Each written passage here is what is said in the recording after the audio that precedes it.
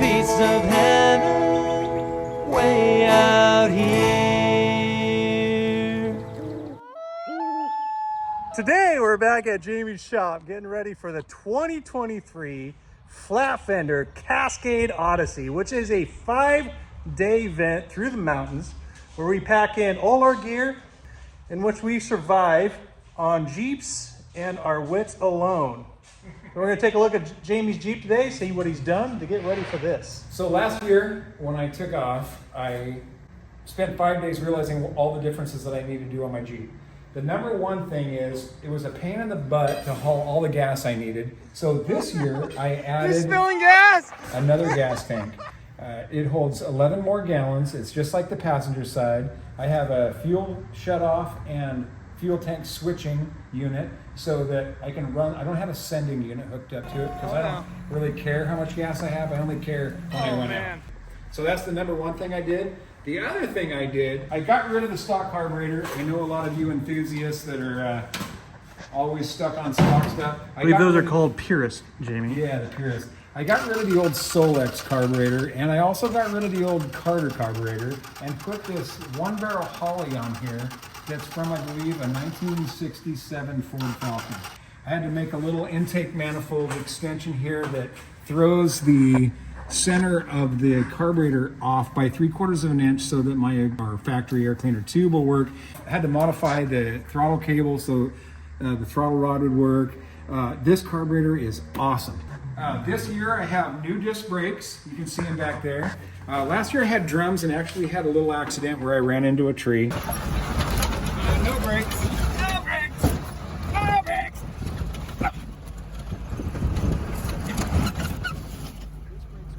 Well, drum brakes. The disc brakes are off of a Suzuki Samurai.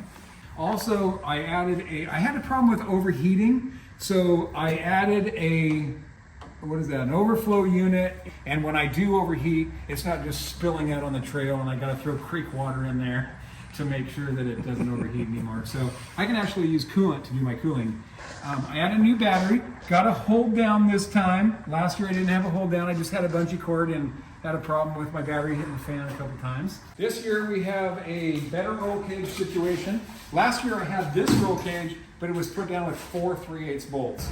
So it would have worked, but I would have had the opportunity to bail out before my roll cage. This year it's bolted down really well. I also took Craig's old FJ spare tire and cooler holder. Oh, hey, oh. Stay right there for a second.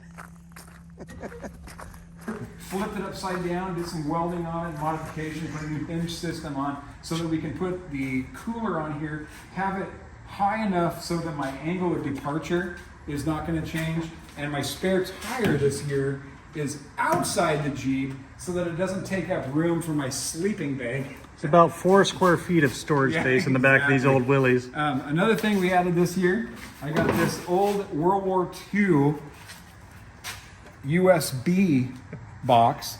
And this year, I get a CD. I can actually hear what the guys are saying about me when we're going down the trail. It's all good stuff, I'm sure. Another thing we did this year is I put a new coil on, a new condenser and points and rotor, cap, spark plug wires, and spark plugs. So ignition shouldn't be a problem like it was last year. Last year I had a problem with the points. They kept coming out of adjustment. My dwell angle was all over the place because my rotor had a little bit of movement to it. Got that fixed this year. Also this year, I added where it puts the mount for the leaf springs up about 1.5 inches higher so that my U-bolts aren't dragging into the rocks when I go. All my U-bolts were bent back and the only way to get them off was to cut them. That's front rear? Another thing I did, I got them on the front and back, yeah. Another thing that we added is a brand new cross member. My cross member from hitting all the rocks was bent back. I put a new cross member on here, and then I added a situation here where I've got backup for the roll cage so that if I roll over, it transfers the forces through this cross member. And then my steps that I have on the Jeep are backed up by this 1/4 inch plate. So any rocks are going to be better dealt with than they were last year. I put a dual master cylinder on. I bought the system through Kaiser Willys. Had to do a significant amount of modification because the kit that they offer doesn't allow for the drive shaft for the PTO to come through. So I had to kind of cut their mount it even closer to the frame, and now my PTO drive shaft runs through very tight clearances, but now I can at least have a winch and it doesn't interfere with my... Every time you turn your winch on, it doesn't make you brake. Right, exactly. There's nothing like the forces of the PTO drive shaft coiling the brake lines around it.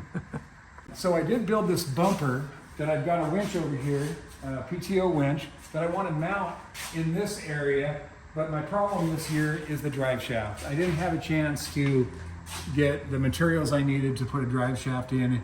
And another issue is, I know a lot of you guys that are experts are going to know that my PTO on the winch, since it's made to come out the front and not the back, it's going to spin backwards. So I'm going to have 3 speeds for my winch going out and only 1 speed coming in. So last year, I was the only one that had stock tires and tubes. And all the Jeeper guys said, take the tubes out of your tires and just go tubeless, even though the wheels don't have that extra step to carry the sidewall of the tire. I asked tire guys, I asked all the experts, I asked all the people that weren't experts, but just Jeeping enthusiasts, and they say, 50% of them say, keep the tubes in. And if you keep the tubes in, you can't really air down, because if you air down, then the tube can be pinched and you get a flat tire. Last year with tubes, I had 2 flat tires. And all the Jeeps that are out there that had no tubes, the same situation as I had no flat tires. So this year, I took the tubes out and we're going tubeless. So we'll see how that works. I'm bringing a couple tubes with me, so if I do have a problem, we can use a high lift jack and put tubes in. But at this point, I'm going tubeless. What PSI can you lower those down to? I'm going to say 10 or 15 PSI less than what they call for factory. If you go too low on the PSI, it'll actually de-bead from the tire. So if you disagree in the comments, or I'm sorry, if you disagree, leave a comment. Yeah. And why? I really want to know, what are you guys using? Are you guys going tubeless with it? Most guys that have these Jeeps don't even use stock tires anymore. And most of them don't have stock wheels. These stock wheels are like $250 a piece. So I'm going to stick with these, and I will feel comfortable lowering the PSI to about 16, 18 PSI. We'll see. We have air compressor and tubes when that fails. Yeah, we have an air compressor out there. What size are your spacers? My spacers are 1.5 inches. That I had these on last year. It really helps with the rubbing on the fender. It really helps with the clearance on the leaf springs, especially in the front. When I would turn, my front tires would hit the leaf springs. Now I have no clearance issues. You see some rub marks up there for sure. Yeah. Yeah, nice. Plus it'll widen your track out. Last year I had a situation where the first 2 Jeeps in the front almost rolled over. I had to have a winch hooked onto my roll cage so I wouldn't roll over. This year, I got a wider stance. I got a better leaf spring situation. I got a tune-up. I'm all ready to go with new ignition, new carburetor. What could go wrong? Here, give me some wood to knock on. Almost ready to go.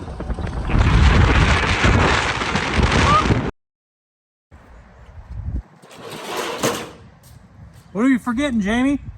Huh? What are we forgetting? Probably the first thing we'll need.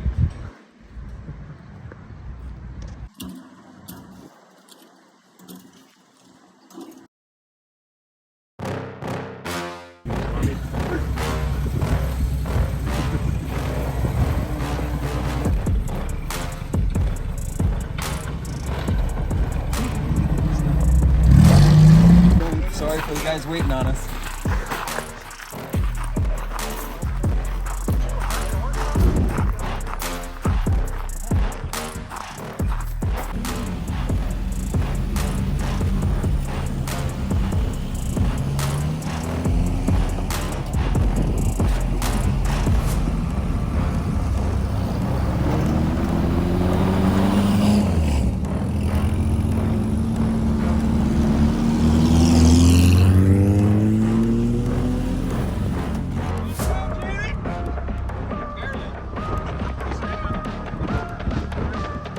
1 hour later. Bye, guys. Wish I could go. Hope your Jeep runs better than mine. Well, after sitting in the parking lot for about an hour with all the other Jeeps, trying to figure out why Jamie's Jeep will run, well, run but not drive. Well, drive but not very well. Spit, sputter, stall, die. We came up empty-handed, so we got left behind. So Jamie and I ran over to the auto parts store, bought some new wires, and rewired his ignition system, cleaned up the points, replaced those, reran all the wires into his ignition underneath the dash, fired up, ran perfect. No spitting, no sputtering. So he's out on a test drive right now. See how she turns out. If it all works good, we'll get the waypoint from the gas runner, and we'll meet up with the group on day 2.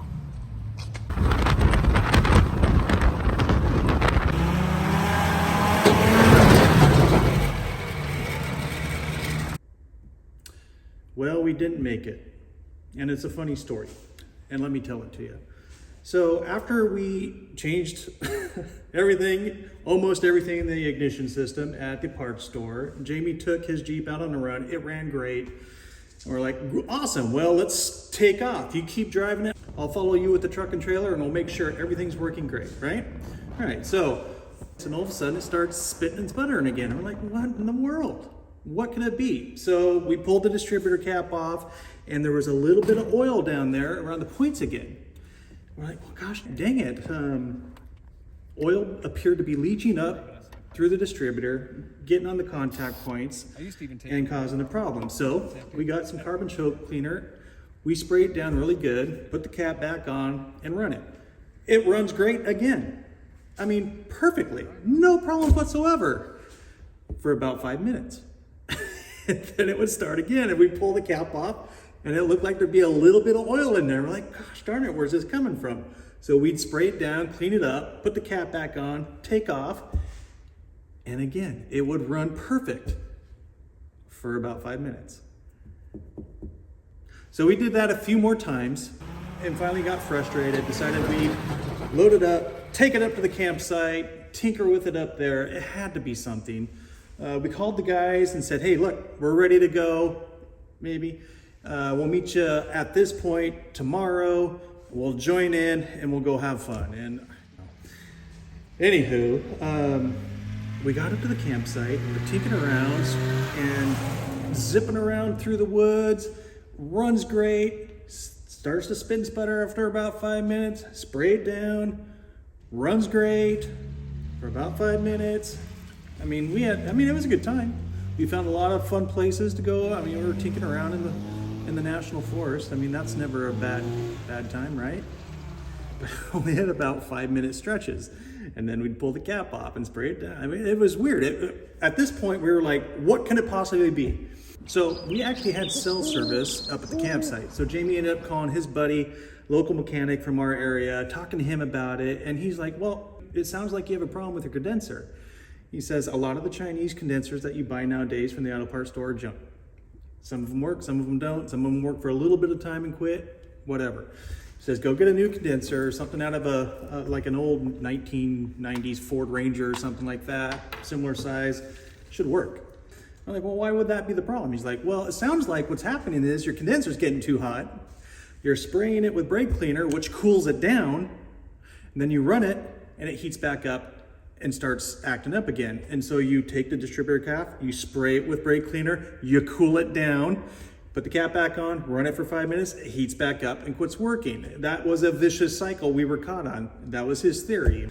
What could we argue against? Because what we were doing wasn't working. It was a temporary fix at best, obviously, and honestly, sounded logical. So we ran down to the parts store, bought a condenser from an old Ford Ranger, put it in, tested it,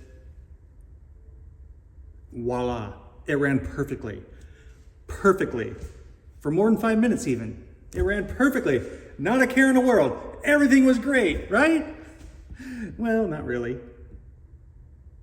When we got back, got it all fixed up, we decided to go find some trails to play on to keep us busy that night until the next day when we meet up with the rest of the group. Well, while we were out playing on the trails, we broke a tie rod. Dead in the water. And at the same time, my wife had called and I talked to her and she was at home, sick as a dog. And Jamie and I are looking at each other and goes, you know what? I don't think it's meant to be. So we called it. And that was the end of our trip. Well, I talked to Jamie recently and he's getting ready for the 2024 flat fender trip. What do you got to prepare? What do you got to fix? What do you have to have on hand? And well, he had an answer and I'll let him tell you. Well, and I just realized I put all this money into it, and the problem was I didn't put all my money into it. So $14 more, $14 more, we were ready to go. Are you going to do it again this year? Oh, heck yeah. I didn't learn my lesson. I'm a Jeeper. I've got to put a couple $1,000 into it before I go. But I'm not giving up on this old girl. I don't know what I'm going to do to it yet. I know that the next trip's coming up in middle of June, and I feel like I'm ready to go. I'm going to put a new tie rod on. I welded this one and put a little gusset on there, but I think I'm ready to go. Yeah. I'll come up with 100 different impulsive things to do and sink a bunch of money into it. You do have a leak though, right? I do. I have a little crack on my transfer case where one of the bolts goes, and it's seeping a little bit of oil out of that. So I am not going to put I have a new transfer case that I'm going to have someone rebuild and put in here, but I'm going to push this one a little bit farther. Not worried about it for the next trip? Yeah. That's not the weakest link. I don't know what the weakest link is. We'll find out. What I probably should do is just drive this to Yakima. So I can trust it again. Start 4 days early so you have time to fix all the problems on your way there? Right now, I don't even trust this thing to go get the mail. I might even convert it to that electric, like the new Jeep. You just turn the switch and it's electric. Willys 4XE. I like it. I think before I leave tomorrow, I'm going to take the air out of my tires and put in, not nitrogen, but acetylene. It's pretty heavy, and at 30 PSI, I think acetylene would be the way to go. Yeah, I saw that on Facebook.